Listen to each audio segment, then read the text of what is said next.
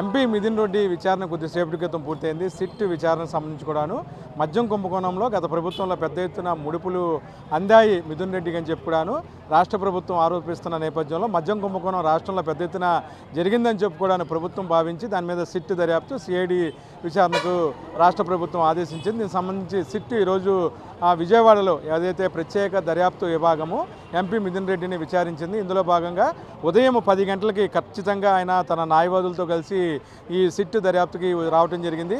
6 గంటల నుంచి 7 గంటల పైగా కూడా ఆయన సిట్ దర్యాప్తులో పాల్గొన్నారు. సుమారు 100కు పైగా ప్రశ్నలు సిట్ అధికారులు ఆయన అడిగినట్లుగా సమాచారం. ఓవరాల్గా కూడాను తనకేమీ గుర్తులేదు, దీనికి సంబంధం తనకేంటని కూడాను మిథున్ రెడ్డి చెప్పినట్లుగా సమాచారం వస్తుంది. మరో పక్కన సంతృప్తి చెందిన సిట్ అధికారులు రెండో విడత మరోసారి విచారణ జరపాలి మిథున్ రెడ్డిని అని కూడాను చెప్పినట్లుగా తెలుస్తుంది. అయితే ఆ డేట్ ఎప్పుడనేది కూడాను ఇంకా అఫిషియల్గా సిట్ అధికారులు తెలియపరచలేదు.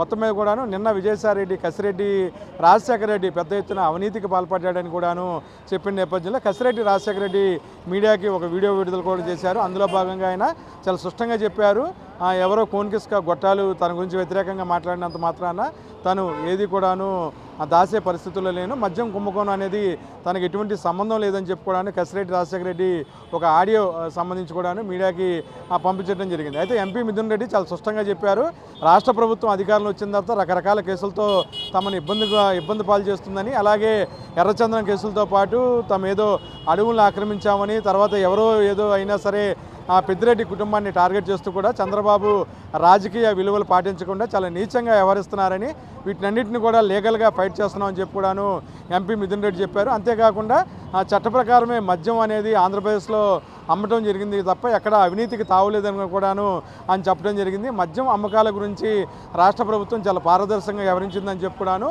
మిథున్ రెడ్డి చెప్పారు. అయితే తనకు సంబంధం లేని ఎక్సైజ్ శాఖ తన కేంద్రంలో ఎంపీగా ఉన్న నేపథ్యంలో తనని ఎలా ఇరికిస్తారని చెప్పి కూడాను ఎంపీ మిథున్ రెడ్డి సిట్ అధికారుల వద్ద తన గోలని చెప్పుకున్నట్లుగా తెలుస్తుంది. అయితే చాలా వరకు కూడాను 100 కోట్ల పైగా లావాదేవీలు అప్పు రూపంలో విజయసాయిరెడ్డి అటు కసి రాజశేఖర రెడ్డి బృందానికి ఇప్పించానని కూడాను నిన్న మీడియాకు చెప్పారు. అప్పుగా కసిరెడ్డి రాజశేఖర రెడ్డికి 100 కోట్లు ఇప్పిస్తే తిరిగి చెల్లించారని చెప్పి కూడాను ఆయన చెప్పే పరిస్థితి ఉంది. అయితే ఆర్థిక లావాదేవీలకు సంబంధించి తన దగ్గర ఎటువంటి సమాచారం లేదు. కేవలం పార్టీ పరంగా విజయసాయిరెడ్డి కసిరెడ్డి రాజశేఖర వాళ్ళందరితో కూడాను తను మాట్లాడటం జరిగింది తప్ప ఎప్పుడు కూడా మద్యానికి సంబంధించిన లావాదేవీలు కుంభకోణాలు అనేవి తనకు తెలియదని చెప్పి కూడాను ఎంపీ మిథున్ రెడ్డి అటు సిట్ అధికారులకి చెప్పినట్లుగా తెలుస్తుంది. ఓవరాల్గా కూడా దీని మీద మరోసారి విచారణకు విజయసాయిరెడ్డి కూడాను మిథున్ రెడ్డి కూడా హాజరయ్యే అవకాశం ఉంది. అయితే కసిరెడ్డి రాజశేఖర రెడ్డి హైకోర్టులో బెయిల్ అప్లై చేశారు. రేపు ఆయన విచారణకి హాజరు కావాల్సి ఉంది. దాని మీద ఆయన న్యాయపరమైనగా పోరాటం చేస్తానని చెప్పి కూడాను కసిరెడ్డి రాజశేఖర రెడ్డి చెప్పారు. అయితే తన తల్లిదండ్రులని సిట్ అధికారులు ఇబ్బంది పెడుతున్నారని, అలాగే ఉపేంద్ర రెడ్డి ఎవరైతే తన తండ్రి గారు ఉన్నారో వాళ్ళ అమ్మగారిని కూడాను వాళ్ళ తల్లిదండ్రులు ఇద్దరిని కూడాను సిట్టు పోలీసు అధికారులు ఇబ్బందులు గురి చేస్తున్నారని చెప్పి కూడాను రాజశేఖర రెడ్డి ఒక ఆడియోను కూడాను మీడియాకి విడుదల చేయడం జరిగింది.